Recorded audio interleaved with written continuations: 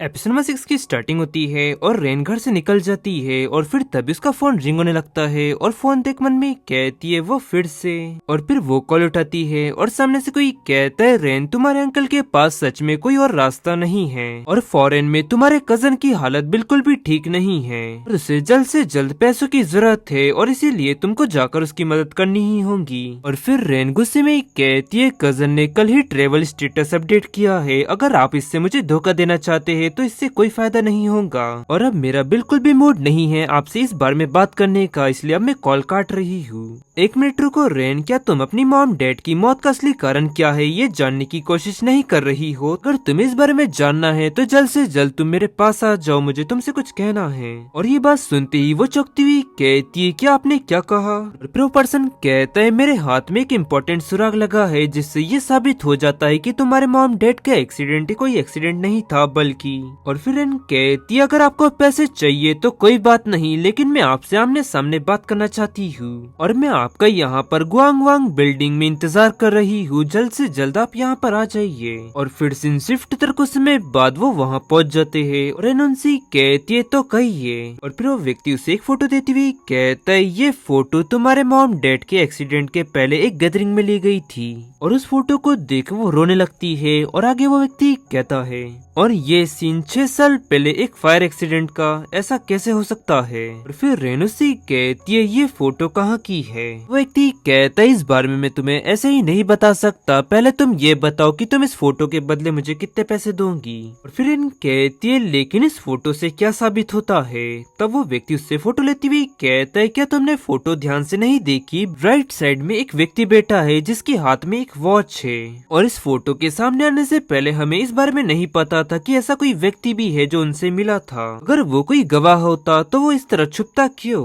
तो यानी कि इसका मतलब साफ साफ है कि वो जरूर कोई गुनहगार है। तो फिर रेन रानी सी कहती है तो आपके कहने का मतलब ये है कि वो व्यक्ति वही था जो कि मेरे मॉम डैड के डेथ का कारण बना, क्यों? तो वो व्यक्ति कहता है हाँ बिल्कुल। और वहीं उनकी ये बात सुन रेन मन में कहने लगती है वो व्यक्ति कौन हो सकता है?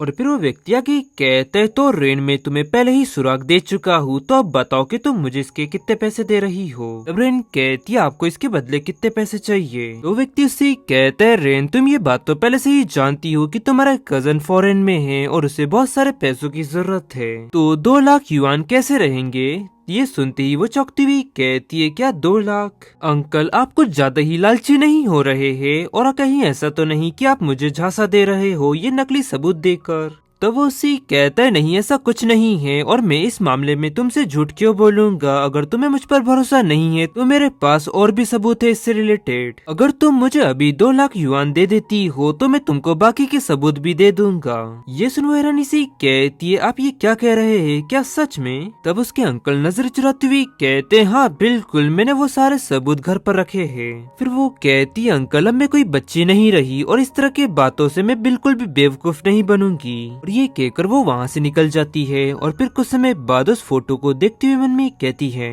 क्या ये फोटो सच में सबूत हो सकती है या फिर उन्होंने मुझसे झूठ बोला? एक मिनट रुको, ये वॉच तो बिल्कुल उस जैसी है, मुझे तुरंत अब घर जाना होगा। और फिर सिन शिफ्ट होकर वो बिल्डिंग में पहुंच जाती है और गुस्से से आगे बढ़ती हुई मन में कहती है अगर वो व्यक्ति सच में लू चेंग टिंग है तो। तभी अचानक वहाँ पर भीड़ आ जाती है और कोई कह रहा होता है सर प्लीज इस तरफ आइए। और तभी रेन आकर उस व्यक्ति से टकरा जाती है और ये देख वो सभी लोग चौंक जाते हैं और वहीं वो व्यक्ति भी काफी ज्यादा गुस्सा हो जाता है। और फिर रेन कहती है प्लीज आप मुझे माफ करिएगा। ये तो वही वो व्यक्ति है ना जो कि साफ सफाई का काफी ज्यादा ख्याल रखता है, लेकिन वो यहाँ पर क्या कर रहा है? और वहीं वो व्यक्ति उसे देख कहता है तुम फिर से। और गाइस इसी के साथ ये एपिसोड यहाँ एंड होता है। पसंद आया तो लाइक एंड सब्सक्राइब जरूर करें। मिलता है आपको जल्दी नेक्स्ट एपिसोड में।